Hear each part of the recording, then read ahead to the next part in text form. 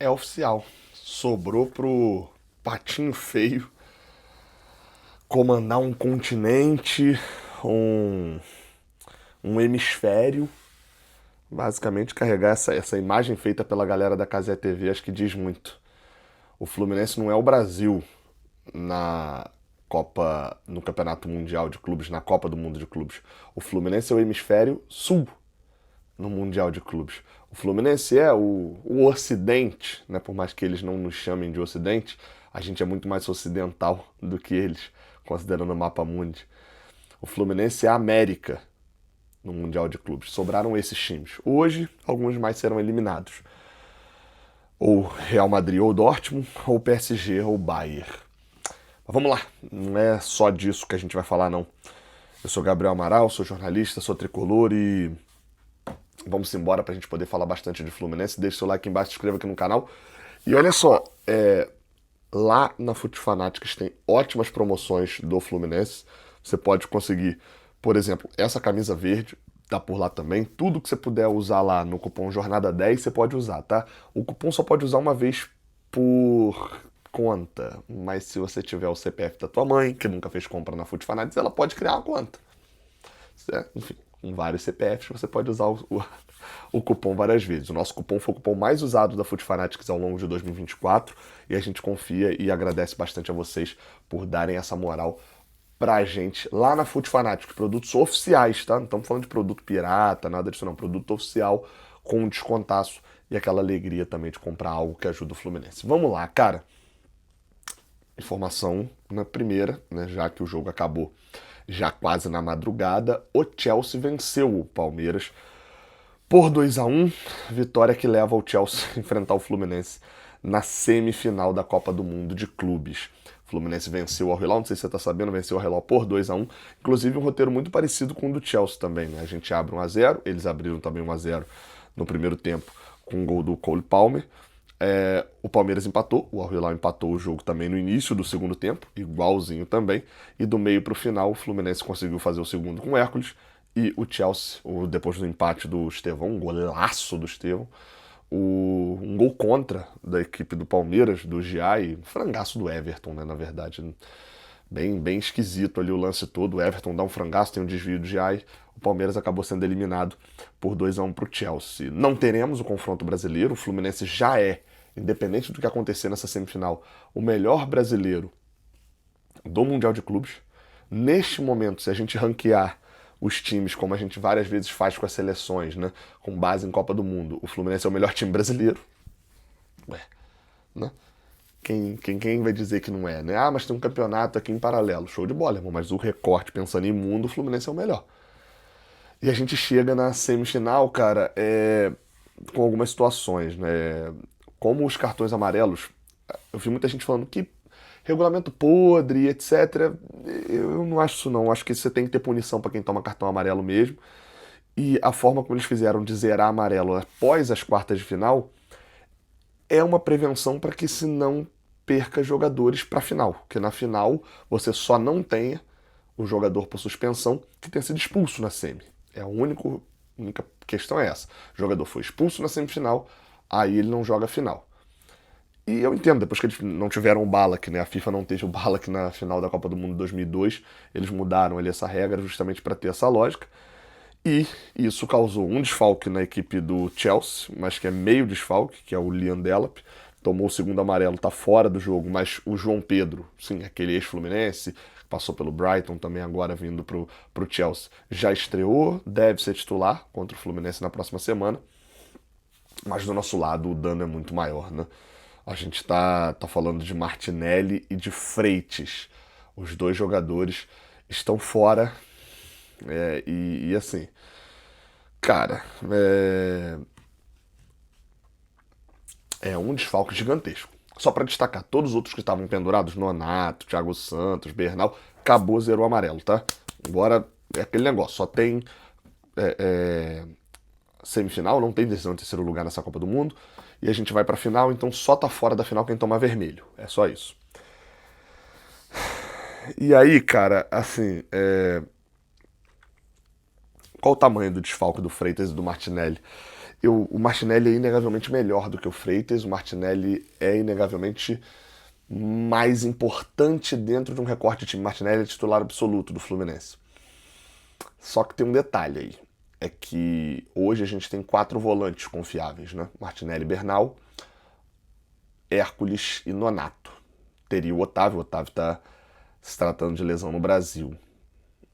Teria o Thiago Santos, mas acho que não entra na lista dos confiáveis.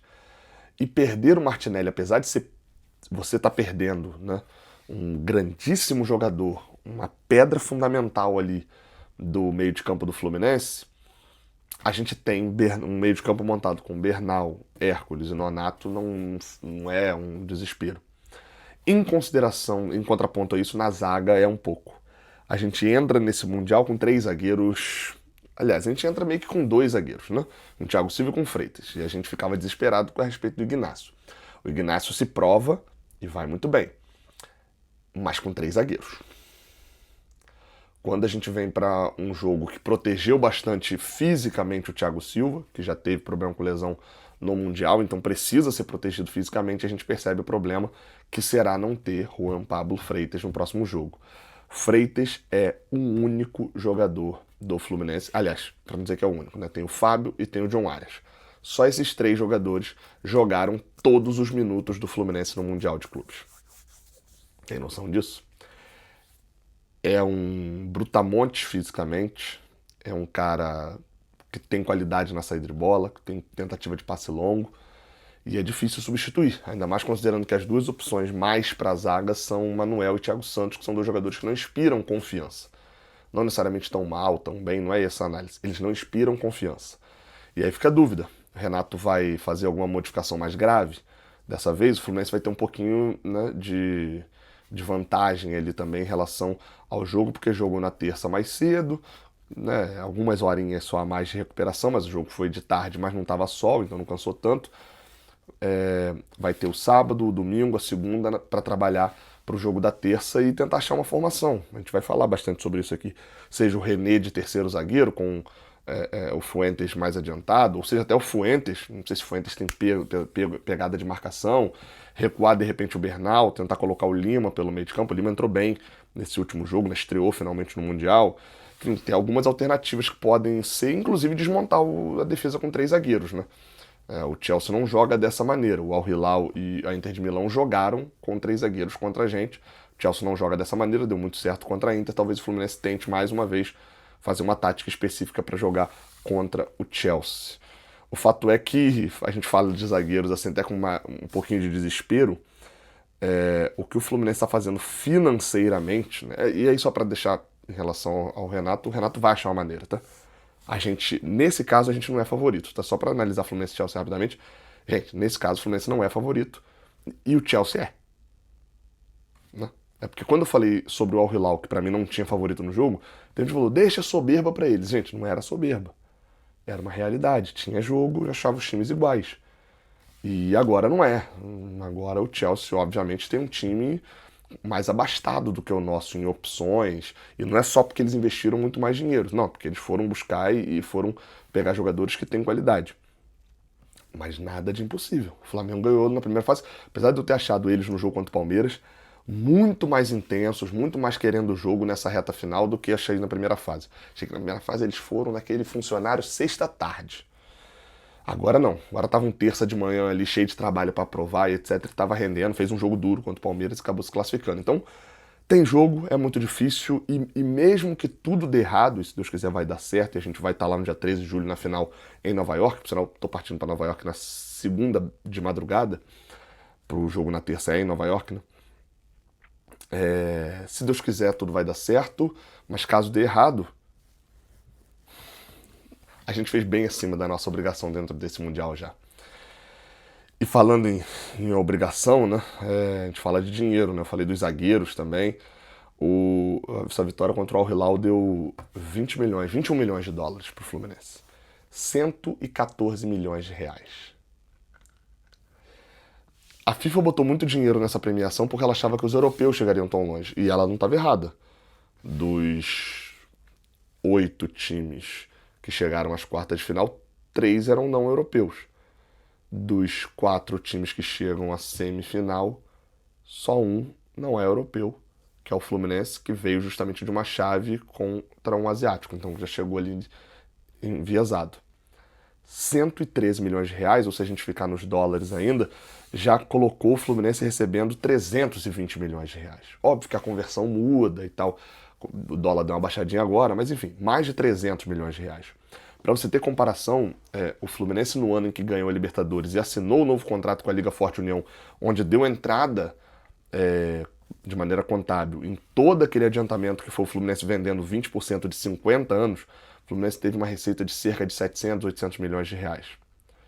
Metade desse super ano onde ganhou a Libertadores, onde vendeu, antecipou, etc, etc, etc, vem de uma competição só de 20 dias até agora. É muito dinheiro. E assim, eu não ia falar para não te deixar iludido, mas eu tenho que falar porque é informação.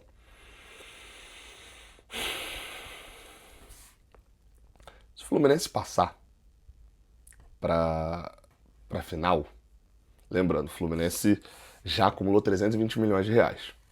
Se o Fluminense passar para final, ele já garante 30 milhões de dólares. Mais 160 milhões de reais. O Fluminense já ganhou 320 e pouco. 320, vamos fechar aqui. Se botar mais. Se passar para final, já garante 480 milhões de dólares. Se for campeão, aumenta 10 aí nessa conta. Porque o vice leva 30, o campeão leva 40. 216 milhões de dólares. A gente iria para 550 milhões de dólares, de reais. É muita grana, vai dar para contratar zagueiro. O Fio até fez uma comparação, falou, pô, isso é uma venda de SAF. E acho que a conta não é bem essa, tá? Tem que tomar cuidado com isso.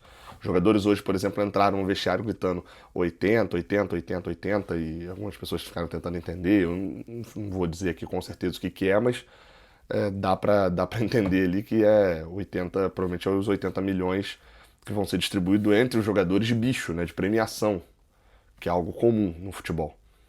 Então tem premiação de jogador, tem imposto que é recolhido, tem logística do torneio, as transferências e tal, o aluguel, o fretamento, o custo que o torneio tem. Mas assim, o Fluminense vai ver um dinheiro que nunca viu na vida. A verdade é essa, pelo menos sem Unimed, nunca chegou perto de ver. E eu acho que o ponto que a gente precisa ter atenção, e só não se deslumbrar totalmente, é que fazer conta e gerir bem o dinheiro, por incrível que pareça, é mais fácil na pobreza do que na riqueza. Na riqueza você se deslumbra, acha que você tem dinheiro para tudo, e quando olha você não tem dinheiro. Né? Na pobreza você faz mais conta. Você sabe contadinho o dinheiro que você gasta de mercado, você não é esbanjador nem nada.